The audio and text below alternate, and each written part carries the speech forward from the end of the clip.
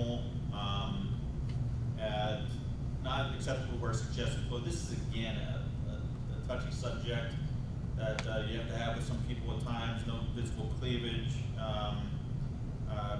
midriffs or undergarments, making sure that you look professional at all times. Okay. Shoes polished, scuff-free. Make sure you're shaving, and then your place of your work will have hopefully guidelines for appearance, and if they accept beards or not. If not, if you're working in food service establishments, you have to wear a beard guard if you're back in the kitchen, and that generally a lot of kitchens I work in that will not want to have beards because of that. Professional pants with a neutral belt, you have to wear a belt. Shirts tucked in, hats should not be worn inside buildings unless, except for religious purposes, and if you're actually in the kitchen, you have to wear a comb or a cap. Jewelry, body piercing, tattoos, do not wear or display anything that brings unwanted attention. It's the most important thing I want you to get from this. It's not that we don't care about you as individuals, it's that you want your image and to be polished and don't bring any unnecessary attention to yourself. Follow company policy, don't try to fight it, okay?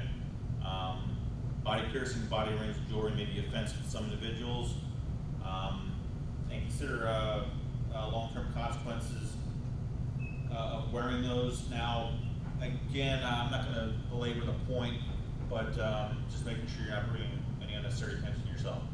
This is a good topic that we had last term that I was able to get some good conversation. How many of you feel a tattoo or piercing should affect, should be able to affect your job? So everything I've always been taught is usually if you're wearing a business suit, your tattoos should be, especially with tattoos specifically, should be seen while you're wearing a suit. Anybody else? Yes. I think it's an age thing. Like older people don't like tattoos, so they like that. Like, or not, but they don't like tattoos. They don't think that they're professional. So like, I think when millennials start becoming like managers, they're gonna, become less. Like it'll loosen up. See what I'm saying? Okay. I think older people's viewpoints on tattoos are what. Interesting. What is considered old? Just like maybe like older than 40. Okay. All right. Like normally not tattooed. A lot, don't have a lot of tattoos like people 30 and under. Or this day and age has more tattoos than older people. Does placement of the tattoo matter? Kind of, sort of. Okay. In what way? Just, like me, well, I don't have any forearm tattoos, but I want one.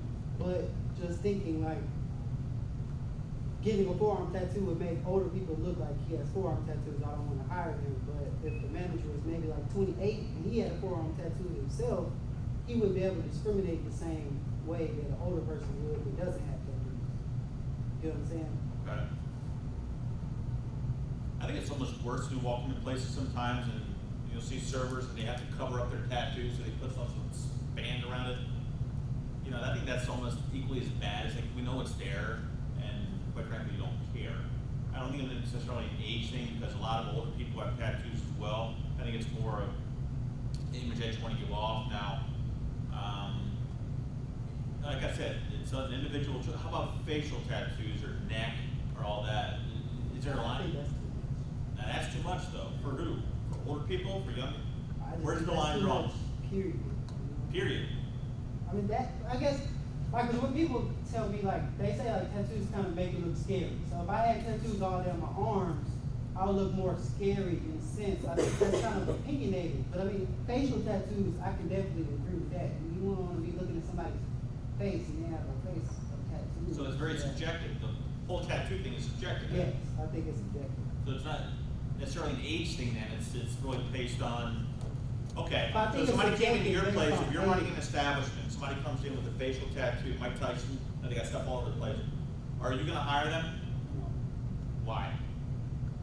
Because cause it's tattoos on the face, but like, if he had tattoos all on his arms, I would be cool with that, instead, but you know what I'm saying, like, people nowadays, they don't like you to have tattoos all down your arms, but I don't see why, it's just, you know what I'm saying? Anybody else have an opinion on this? Yes? Okay, so I kind of agree with, the technical. So like, if you can't really see like the piercing or the tattoo or whatever, it's all about the placement. I can agree with that. I agree with, so it is all about the placement. I think, it's not, you know, I think it is all about the placement. What you don't know, or what you can't see is not a big deal.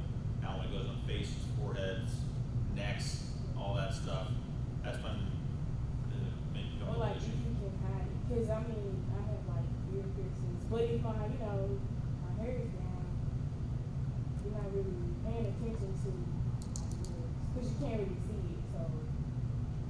I think it just depends on. As well. I have several tattoos, but there are none that can be seen, especially when I wear my professional tie. Mhm. There are people that would never guess. But there's also a gentleman, his name is Mike Evans. He has a tattoo of a 7 in the back of his head, and Mike is an older gentleman. He's late 40s, early 50s at least. And the only thing about it is he's an exceptional box player. So he's on box a lot, and selling out to the bad look, and they make him put makeup on it to cover it up when he's on box. But I don't think it's ever kept him from getting a job that he can sell it back his head. Yeah, I have a 6 on the back of my eye. Alright. So if you do already have body art or piercings, it's good to take that out,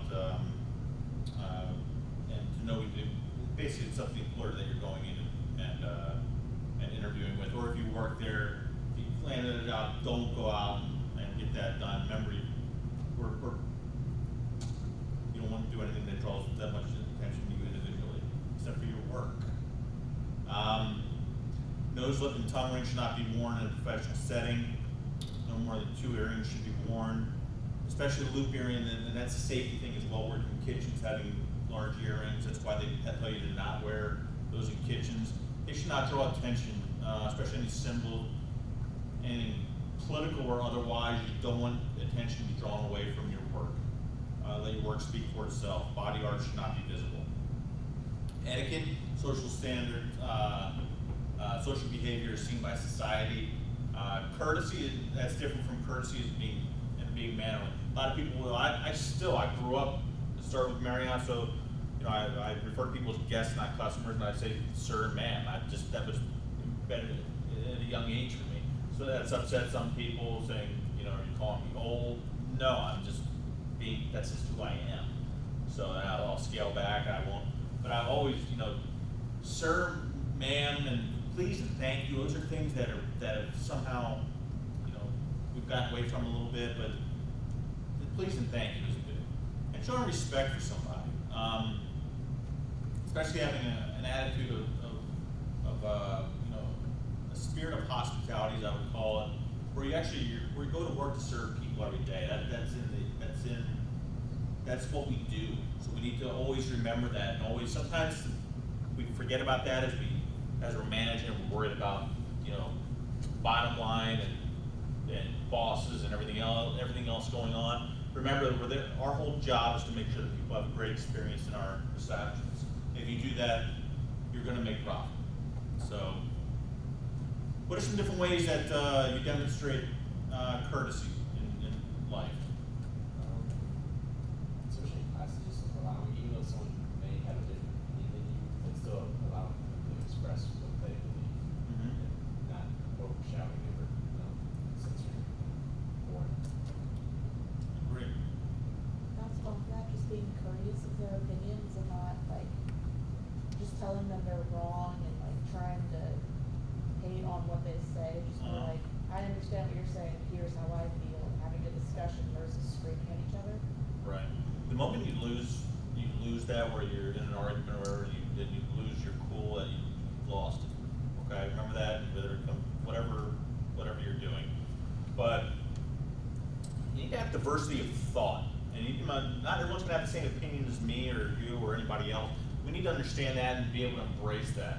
We sometimes look at diversity is by gender or race or whatever. It's also diversity of thought is very, very, very important. Okay, so not everyone's going to have the same opinion we do. We have to be able to be open-minded. That's how you learn. You learn by listening. So making sure is we're, it takes a lot of different people to make this world go round. A lot of people how they think. So making sure that we listen, and that's how I think we truly get better in everything we do, is by having that type of mentality and not like my way is right. I mean, nobody wants to be around that. Okay. Business etiquette, saying please and thank you, as we talked about, they're extremely powerful words. When somebody does something nice, saying thank you, or writing a thank you note. Have any of you ever written a thank you note after an interview? Okay, we'll just talk about making sure you send out or an email. It was very nice to meet you today. Thank you for follow-up email. That's all things that go a long way. No matter how far you go, I still in positions recently, and I'm old. I'm in my 40s, and I still do that.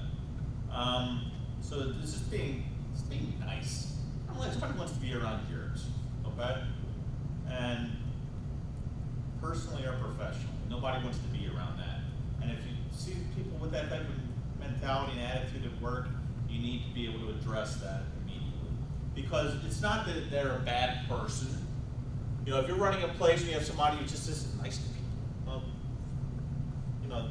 so what benefit do they give you? They come into work, all right? Doesn't mean they're a bad person. They can't work for you. It's the bottom line. Their values and their personality is not a good fit for you as an organization.